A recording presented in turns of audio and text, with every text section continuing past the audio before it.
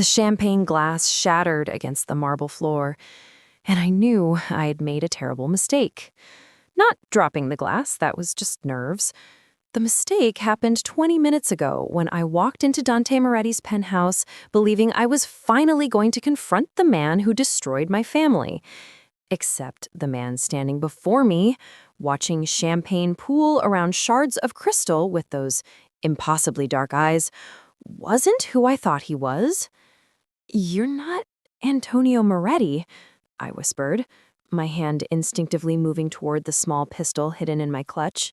"No," he said, his voice like velvet wrapped around steel. "I'm his brother, Dante, and you just broke into my home with a weapon and very clearly murderous intentions." He tilted his head, studying me with unnerving intensity. "The question is, should I call security, or would you like to explain why you want to kill my brother?" My heart hammered against my ribs. 6 months of planning, of carefully constructing this moment, and I'd gotten the wrong brother. Antonio Moretti had been scheduled to be here tonight. Alone. His calendar had said so. The calendar I'd hacked into after weeks of preparation. My voice faltered as Dante moved closer, not threatening, just present, commanding the space in a way that made the massive penthouse feel suddenly intimate. "Let me guess," he said, reaching down to pick up a shard of glass. "Antonio did something unforgivable. Destroyed your business? Hurt someone you love? Ordered your father killed, perhaps?" My sharp intake of breath answered him. "Ah." He set the glass carefully on a nearby table. "The Castellano hit. 6 months ago. Brooklyn warehouse." His eyes found mine. "You're Isabella Castellano's daughter." "Daughter-in-law," I corrected, automatically, then cursed myself for confirming anything. "Was." "Was," he repeated, softly. "Because my brother had your husband killed, and you've spent the last 6 months planning revenge." It wasn't a question. I pulled the gun from my clutch with shaking hands. He took everything from me. Marco was innocent.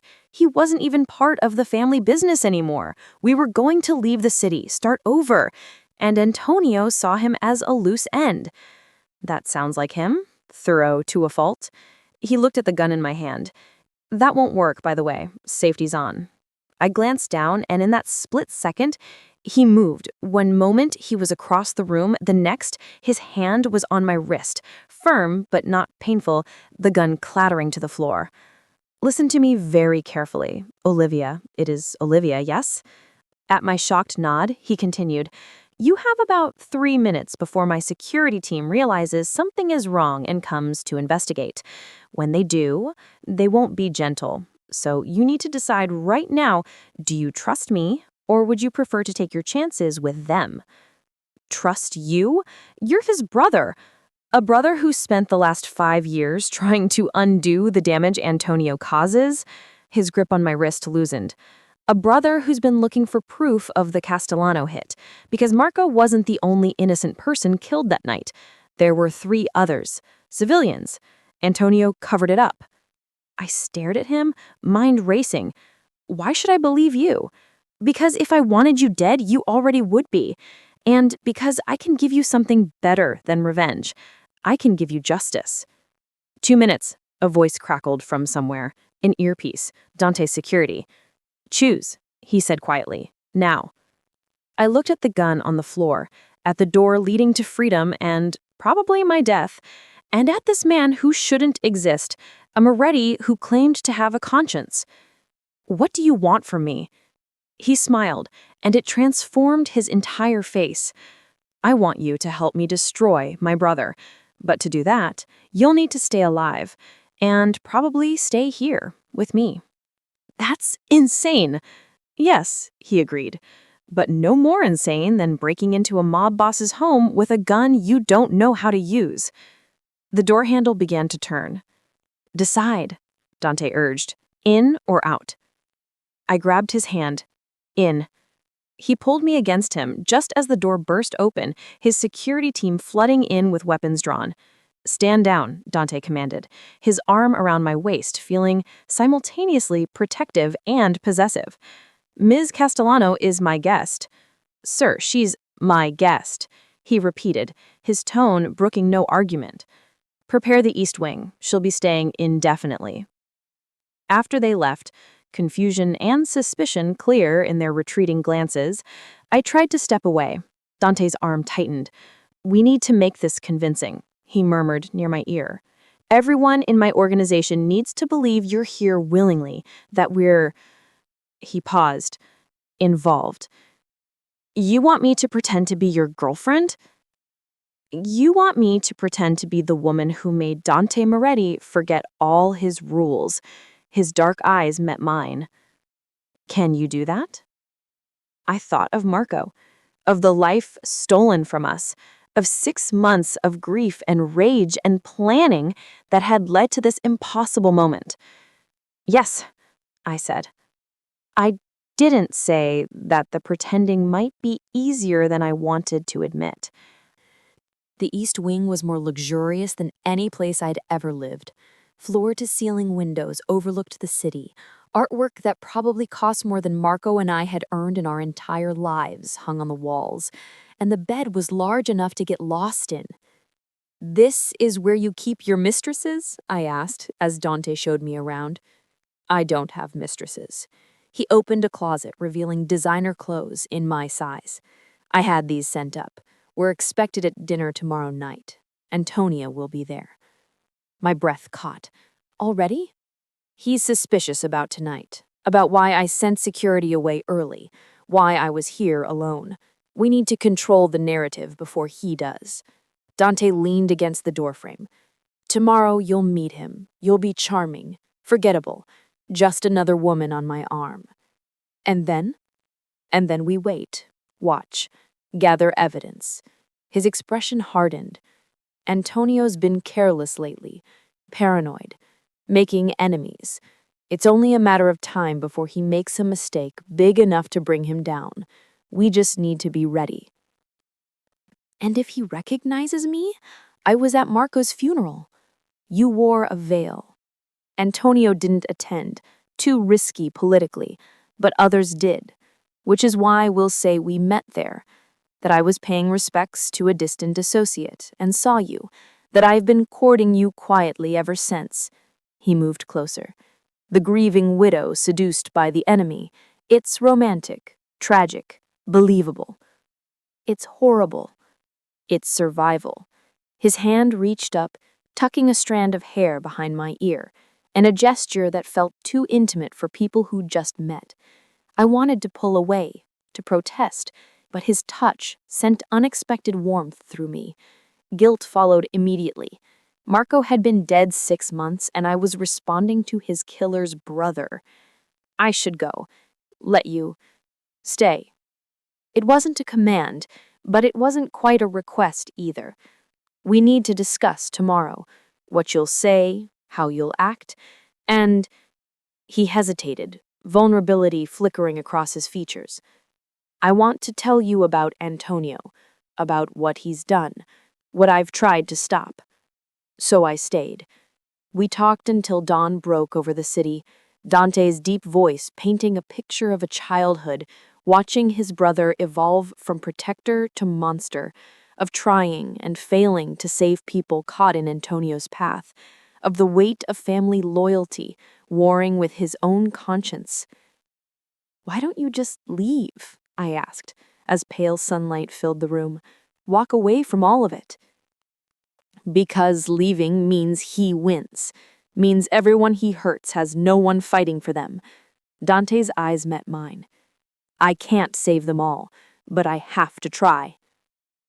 In that moment, I saw past the dangerous exterior to the man underneath, and I began to understand why, despite everything, I'd chosen to trust him. Antonio Moretti was everything I expected.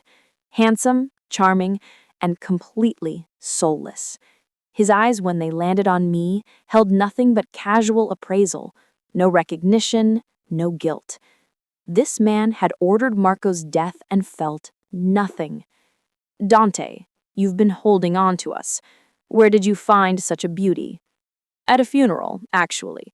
Olivia was mourning a friend. I was paying respects. Sometimes light finds you in dark places. How poetic. And what does your lady friend do? I'm in art restoration, I lied, using the cover story Dante and I had rehearsed. Mainly private collections. Ah, so you appreciate beautiful things. You'll fit right in. Antonio's attention shifted to Dante. Speaking of business, we need to discuss the Brooklyn expansion. There's been some resistance. My hands clenched under the table. Brooklyn, where Marco died. Dante's hand found mine, squeezing gently. A warning. Not tonight, Antonio. Let's enjoy dinner. But Antonio persisted, describing territories and deals with casual brutality. Each word was a knife, and I had to sit there, smiling, playing the oblivious girlfriend while he discussed destroying lives. Under the table, Dante's thumb traced circles on my palm, grounding me, reminding me why I was here. When Antonio finally excused himself to take a call, I sagged in my seat. "You're doing perfectly," Dante murmured. "But he's testing you, watching for reactions. He's a monster." "Yes, and we're going to stop him." His dark eyes held a promise. Together. The word hung between us, heavy with meaning. This was supposed to be revenge, a means to an end, but somewhere between the penthouse and this table, between Dante's unexpected honesty and his protective touches, it had become something else, something dangerous in a different way. 3 weeks into our arrangement, I found Dante in his study at 2 a.m., surrounded by files. "Can't sleep?" I asked, tightening my robe. He looked up, exhaustion evident. "I think I found it. The proof we need." He gestured to the files. "Antonio's been laundering money through art sales. Your art sales." My blood ran cold. "What?" "The gallery you worked for. Marco's family connections got you the job, but Antonio's been using it to move money. Marco found out. That's why Antonio killed him." I sank into a chair, the full picture crystallizing. Marco wasn't a loose end. He was a threat. A threat to $1 million operation. Dante's voice was gentle. He died because he was going to expose it, because he loved you enough to protect you from it. Tears burned my eyes. I've been so focused on revenge, I didn't even understand why. Dante was there suddenly, pulling me up into his arms. "You were grieving, angry, justified in everything you felt. I broke into your home to kill your brother, and instead, you gave me hope that we might actually stop him." His hands framed my face. "Olivia, you're the bravest person I've ever met." "I'm terrified," I whispered. "Of Antonio, of this, of—" I couldn't finish. "Of this?" His thumb brushed my lips. "Of what's happening between us?" I nodded, unable to deny it.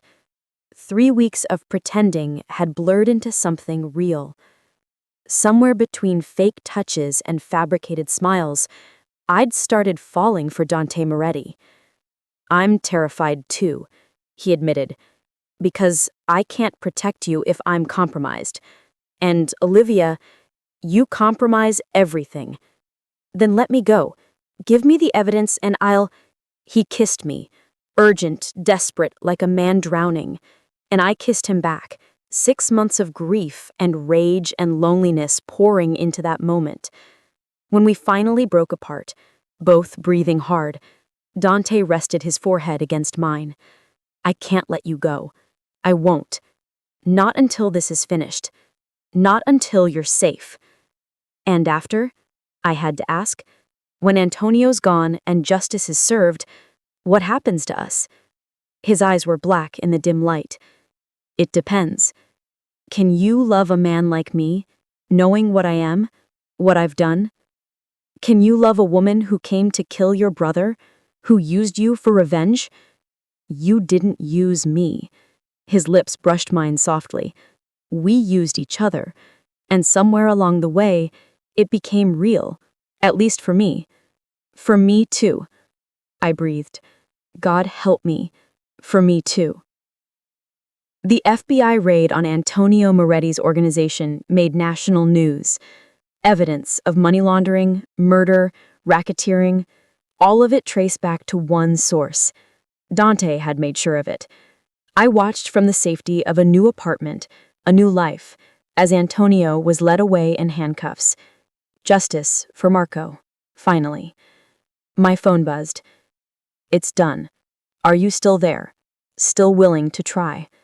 I looked around my small, modest apartment, so different from Dante's penthouse, so far from that world. Where else would I be? I typed back. I'm coming to you, if you'll have me. I smiled, typing my response. I'll be waiting. Because somehow, in seeking revenge, I'd found redemption. In targeting a monster, I'd discovered a man worth saving. And in losing everything, I'd found something worth more than vengeance. I'd found love in the last place I expected, in the arms of a Moretti. The doorbell rang. I didn't need to check the peephole. I knew who it was. I opened the door to find Dante, no longer in expensive suits, just jeans and a t-shirt, holding a single red rose.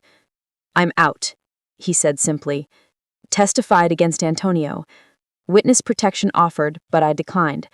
I just want a normal life. With you. If you'll have me. I pulled him inside, into my arms, into my life. I'll always have you, I promised against his lips. Always.